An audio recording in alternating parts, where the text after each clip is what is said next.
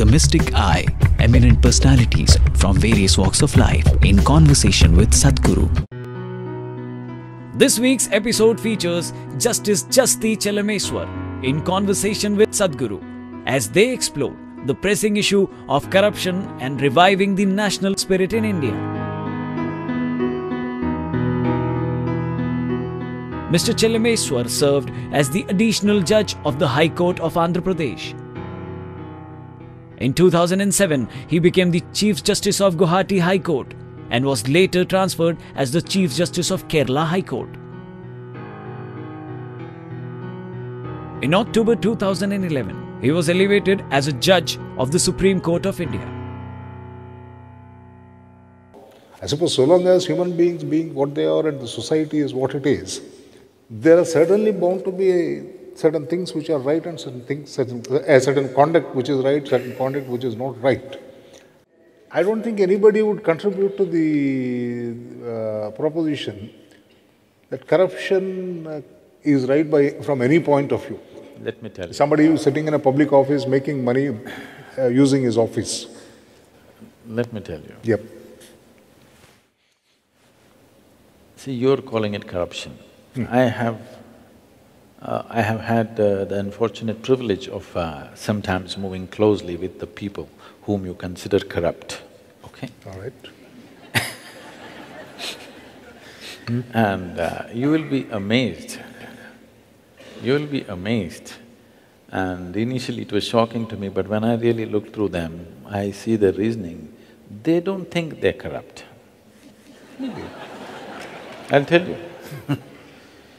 They don't think they're corrupt, they just say, everybody would do the same thing. I got the opportunity, they don't have the opportunity. So they're only complaining that they don't have the opportunity. So what is corruption, what is not corruption itself is not defined. I'm not trying to give a escape route for all these people who are doing horrible things to the nation. So the only thing that can fix this country in terms of corruption is, we need people who have a huge passion for this nation, okay? So right now, we need somebody who is capable and who has great passion for this nation. That is the only way, it is not all problems will be fixed. That is the only way we start moving towards a solution. Right now, we are heading for a big problem because what holds a nation together, everybody must understand. If you want to run a nation, whatever the nation, you must understand what is it that binds the people. There is some passion, because nation is just an idea. It is not a reality, let's understand this. Nation is just an idea. What is it that binds all the people as one nation? That idea and that passion has to be constantly strengthened. If you constantly keep weakening it and then try to hold the nation together, you will not succeed. This is the time. This generation of people have this responsibility that if we do not change the trajectory of this nation the way it's going right now, there will be no one India in another 50 years' time. It may not take 50 years. But how does this generation do it? See, how is not one aspect alone, there are many aspects to it. See, it's all right, people wear imported watches, imported clothes, but they shouldn't import their brains and hearts from somewhere else. It's very important and that is happening in the form of our education, in the way we're culturing ourselves. There is nothing wrong with anything that comes from outside the country. We must take the best that comes from everywhere from the world.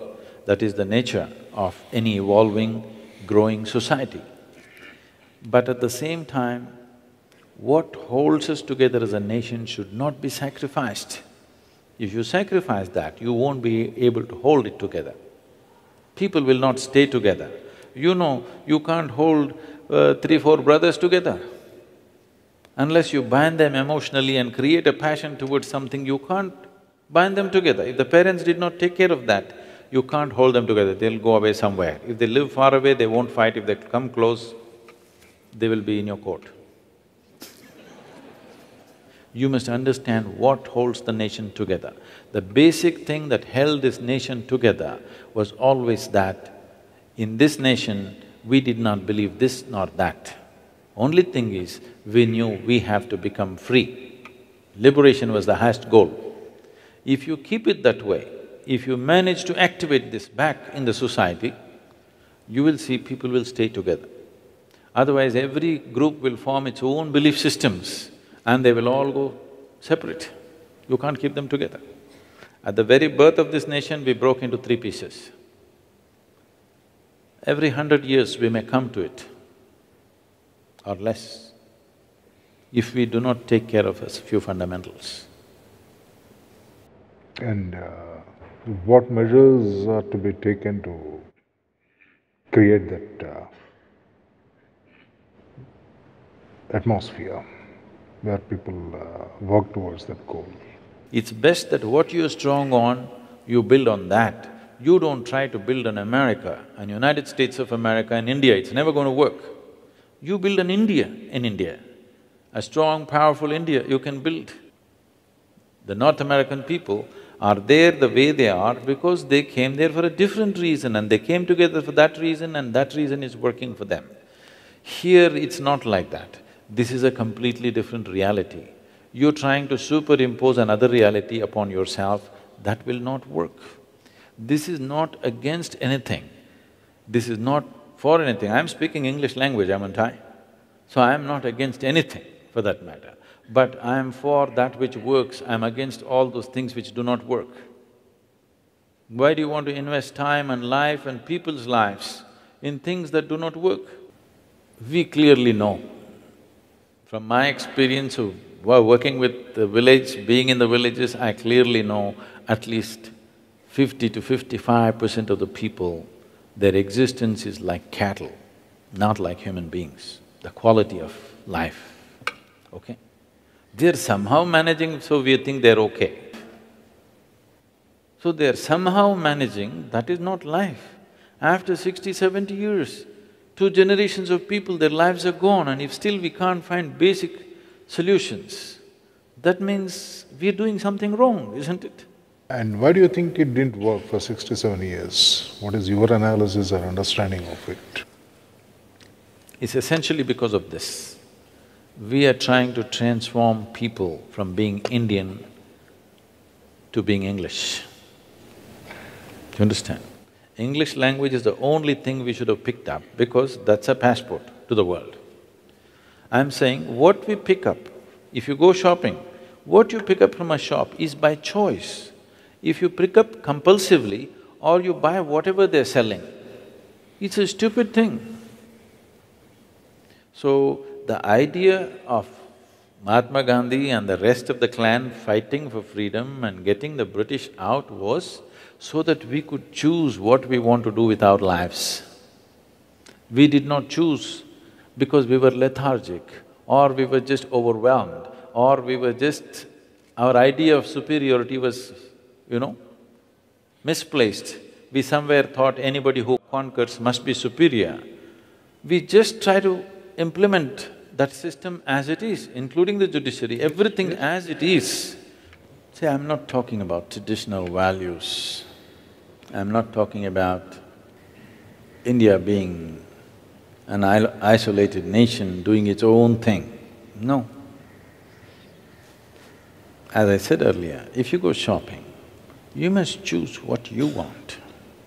You must not take whatever the salesman is pushing on you. Something is 50% discount, so you don't buy it.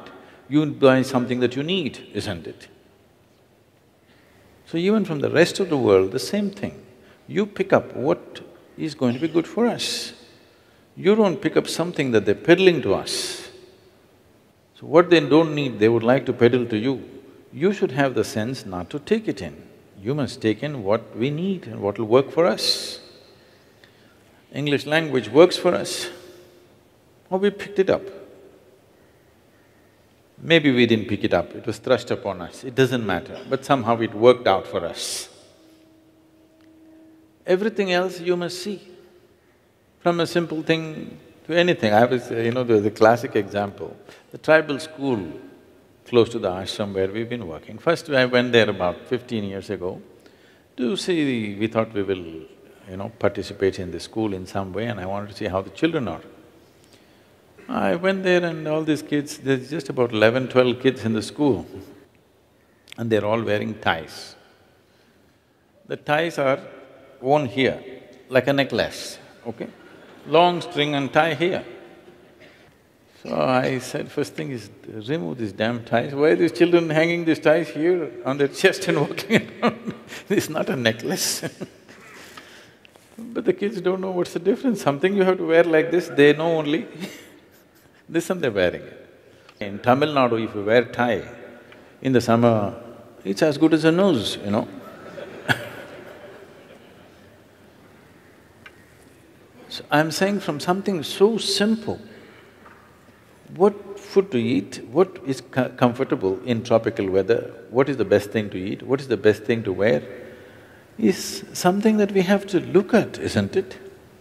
You just don't have to imitate somebody simply because they managed to conquer you. They did not conquer you because they were superior people. They had gunpowder and you didn't. That's all.